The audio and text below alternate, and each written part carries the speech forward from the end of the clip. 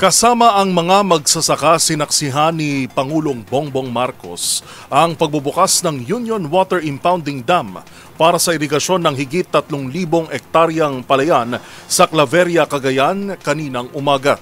Ibinida rin ito ng Pangulo bilang epektibong flood control project na sinimulan at nagtapos din sa kanyang termino. Tinutukan yan ni Leth Narciso.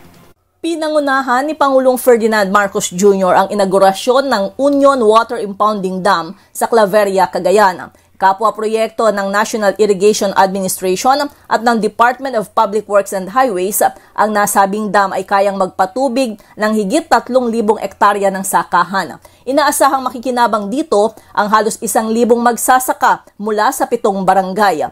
Layon rin ng proyekto na mapigilan ang pagbaha, maibsan ang epekto ng tagtuyot at makatulong sa turismo. Sa pakikipag-usap sa mga magsasaka sa nasabing lugar, binanggit ng Pangulo na ang naturang proyekto ay pinasimulan at natapos sa ilalim ng kanyang termino, patunay na kayaan niyang gumawa ng magaganda at epektibong mga flood control project basta't maayos ang implementasyon. Tiniyak rin ni Pangulong Marcos na patuloy ang pagsisikap ng pamahalaan na matugunan ang mga pangangailangan ng mga magsasaka para madagdagan naman ang kanilang kita at gumaan ang pamumuhay ng buong pamilya.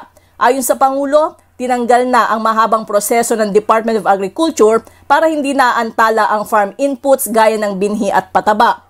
Inanunsyo rin ito ang planong pamamahagi ng tig 10,000 pisong ayuda sa mga magsasakang nalugi dahil sa bagsak na presyo ng palay. Hihiya ako sa inyo, nagpapasalamat kayo sa akin. Ako nagpapasalamat sa inyo sa ginagawa. Napakahirap.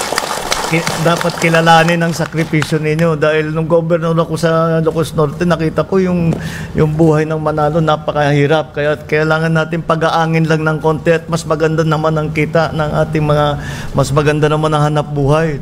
Lahat kayo may pamilya, lahat kayo may magpapaaral ng bata. Kaya kailangan talaga na pagandahin na kahit papano ay hindi naman malugi ang ating mga farmer. Dahil pagka nalugi yung farmer, ibig sabihin sila pang kayo nagtatanim, kayo umaani, kayo pang gugutumin. Ay hindi naman tama yun. Kaya ayusin natin po lahat yan. Para sa MBC TV Network News, ito si Leth Narciso ng DZRH. Una sa Pilipinas, una sa Pilipino.